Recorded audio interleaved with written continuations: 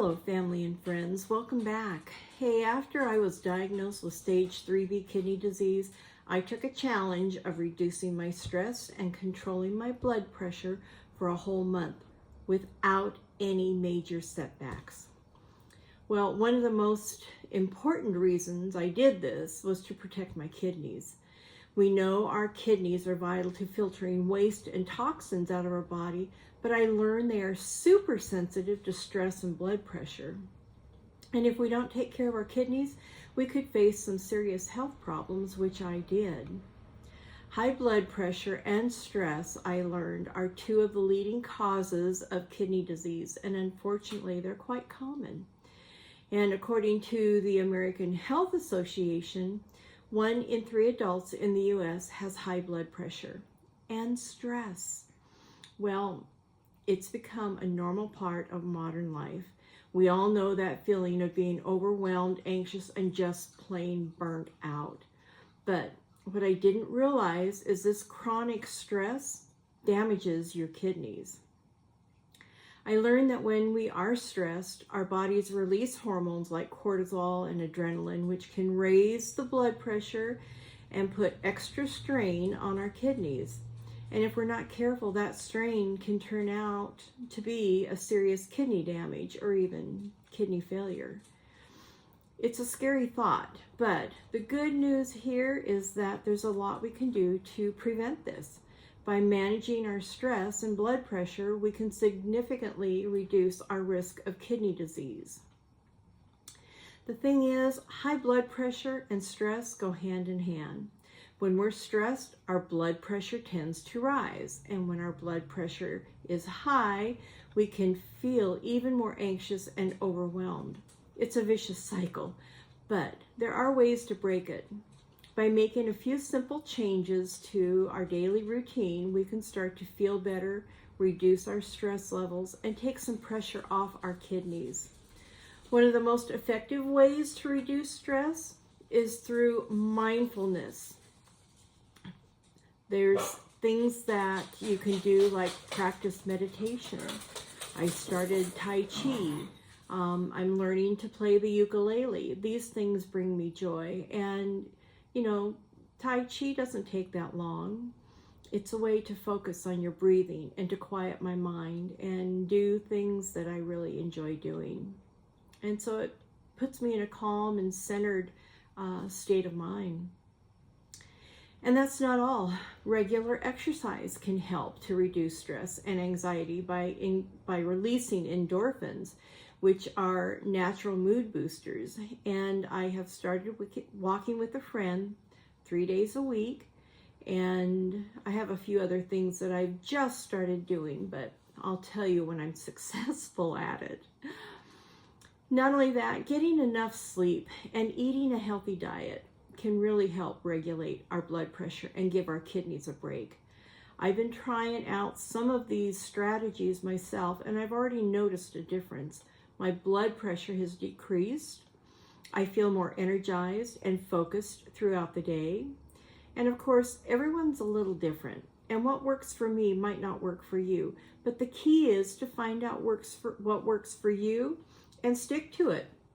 Whether it's yoga or Tai Chi or reading or taking a relaxing bath, we all need to find ways to manage our stress and take care of our kidneys. I want to share my short story with you that drives this point home.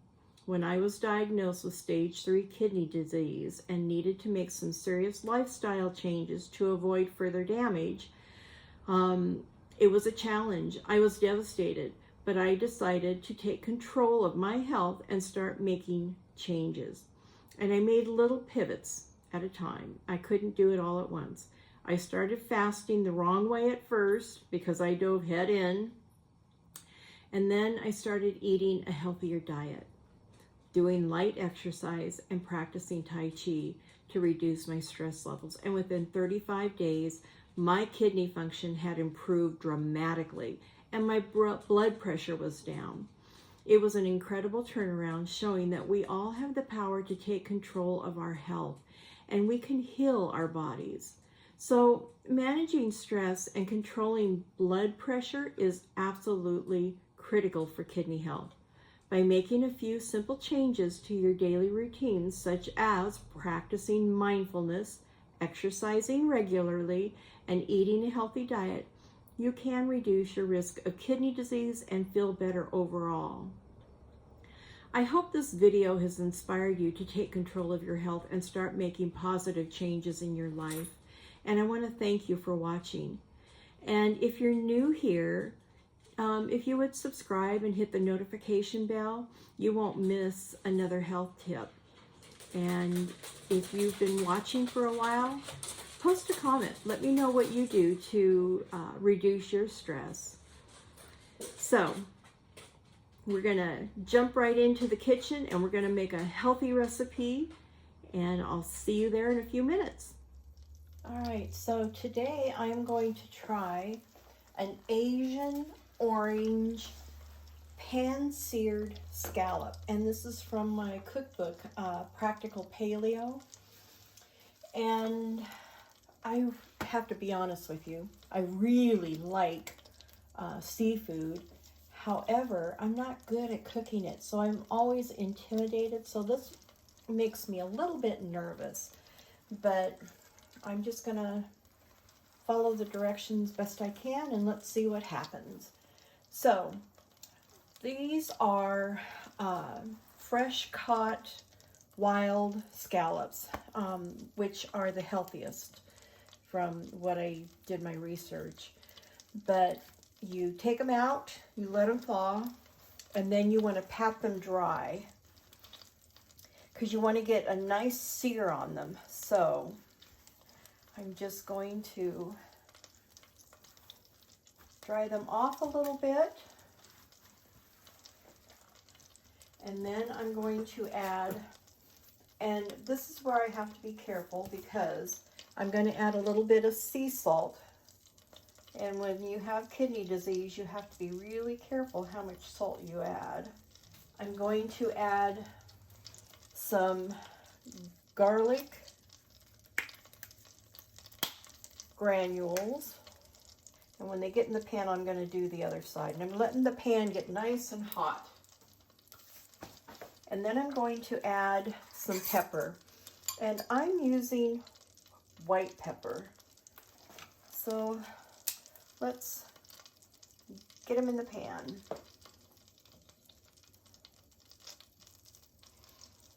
And they should cook for about 2 to 3 minutes.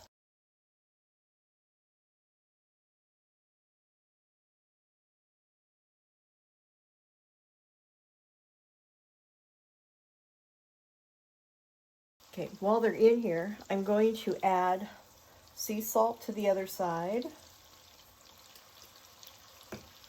I'm going to add, you can use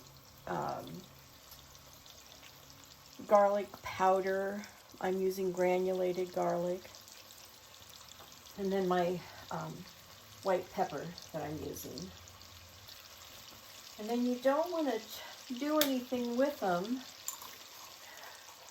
for about 2 minutes. So I just set my timer. But while they're cooking, I will tell you that scallops are a really good source of protein. They're like 80% protein in them. And they're really good for the heart and the brain. They're low in fat. They're high in omega-3 fatty acids. And they have, you know, quite a few vitamins and minerals in them. So like I said, it's good for your heart.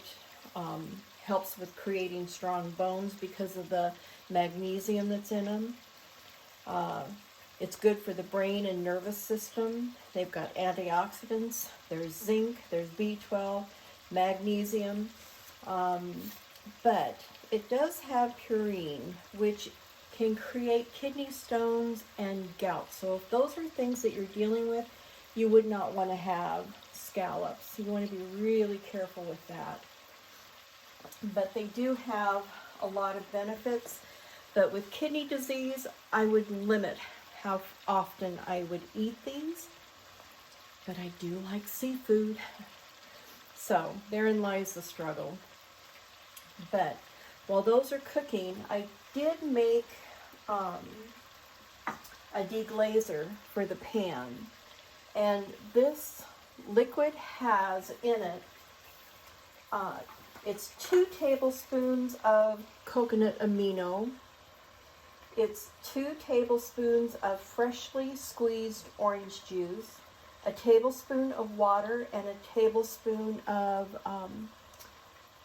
butter or coconut oil. And I actually used my MCT 8.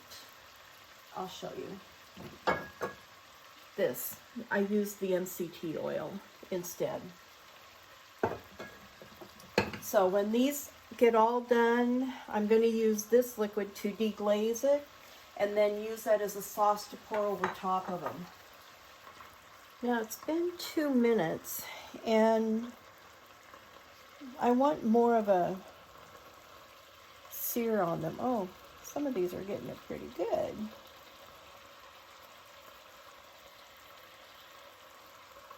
So like this one here, look how nice that looks. See that sear on it? That's what I'm looking for. Now I did use 2 tablespoons of butter, but you can use ghee or coconut oil when you're cooking your scallops. And you can do it in a cast iron pan. But I don't want to overcook them. That's my only fear. Maybe I put too much butter in there. It's called for 2 tablespoons.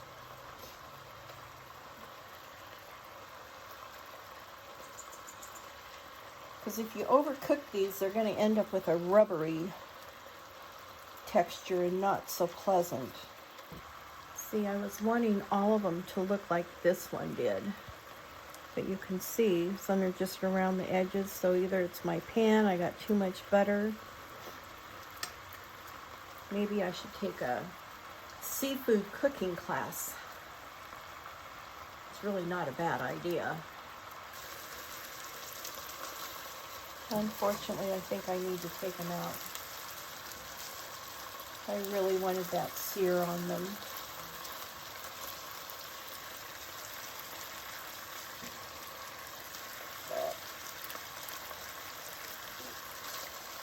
Trying to move them because it looks like this is the hotter side of the pan that I'm using. Yeah, I think the problem's my pan. I think I need to invest in better quality. Oh yeah, looky there. Looky there.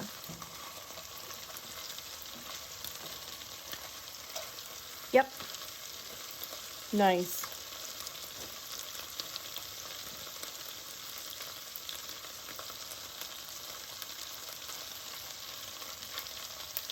I'm just going to put them on my plate. I put a clean plate out. Just going to cover them with foil. And now I'm going to take my deglazing sauce and just pour it in here. And I'm going to cook this down. And what it does is it gets all these little bits and pieces off the pan and creates a nice sauce that you can pour over. You can do this with any kind of meat or fish that you cook.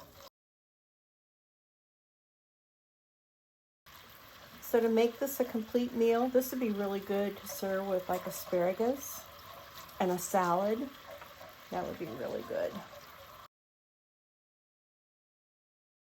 Let's see how well I did. I think I'm only going to take one and put it on here. So drizzle it with the sauce. And I did the orange zest, so I'm going to add a little bit of orange zest to it.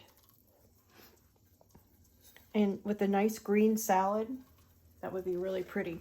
So let's see if I can, well, it cut really nice.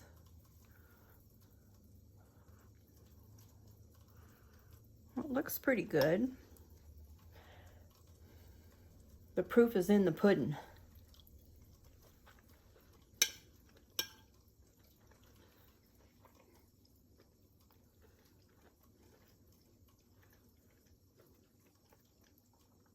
They're really not bad. The orange, of course, I was a little too heavy on the orange.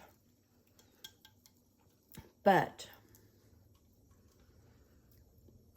I need to learn how to cook these. They're not bad, but they are a little bit rubbery. Yeah. I cooked them a little bit too long, but they do have good flavor. So, if you know how to cook scallops,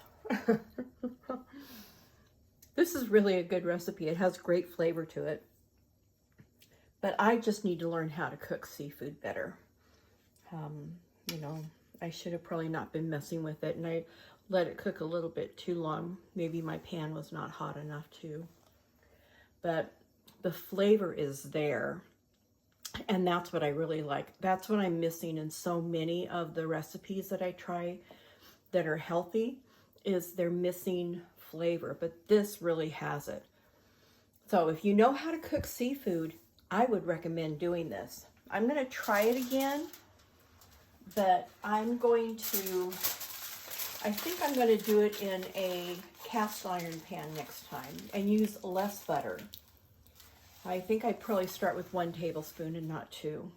Anyway, that is my recipe, my experience, my suggestions, and I really hope you have a gorgeous day. So until next time, bye.